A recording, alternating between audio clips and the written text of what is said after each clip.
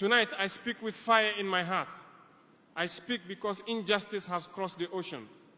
I speak because Somali people, African people are being insulted, targeted, and dehumanized in America. And silence now would be betrayal. Tonight, I stand before Africa and before the world to speak the truth about a people who are facing humiliation, discrimination, and verbal attacks simply because of their identity. Somali people living in the United States of America. I speak because dignity has no borders. I speak because injustice anywhere is an injury to African people everywhere. I speak because silence is acceptance, and I refuse to accept the disrespect of any African community, no matter where they live. In the last days and weeks, I have listened carefully. I have heard the words of Donald Trump. I have heard him say that Somali people in America are garbage. I have heard him say he does not want them in Minnesota. I have heard him say they are fraudsters, criminals, dangerous and unwanted. And I ask myself, how can a leader speak this way about human beings?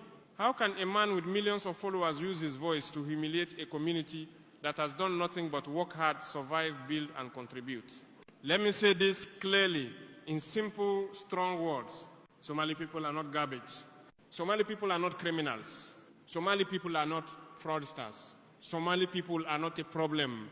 They are human beings with dignity. They are Africans. They are children of our continent. Their identity is not something to be insulted. It is something to be respected.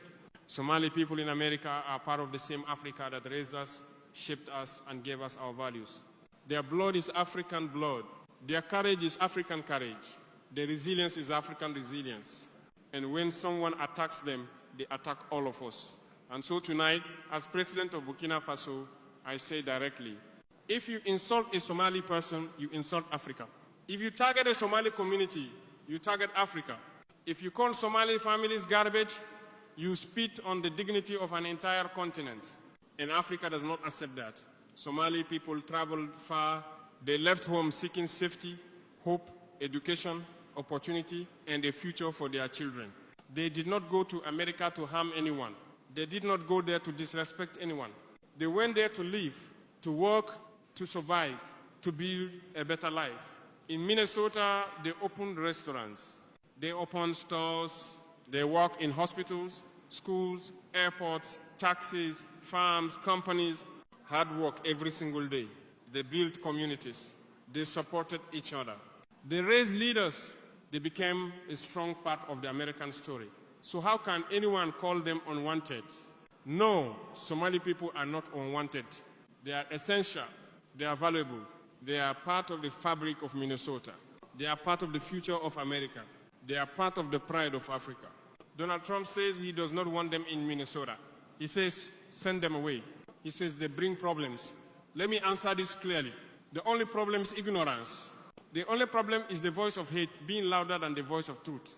The only problem is forgetting the humanity of those who are different. This world is big enough for all people. Americans, Africans, Asians, Europeans, everyone. But hate makes the world smaller. Hate closes doors. Hate destroys societies.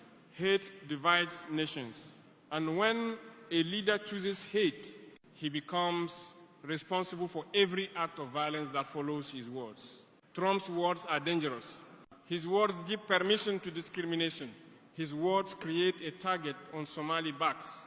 His words tell extremists and racists it is acceptable to hate these people.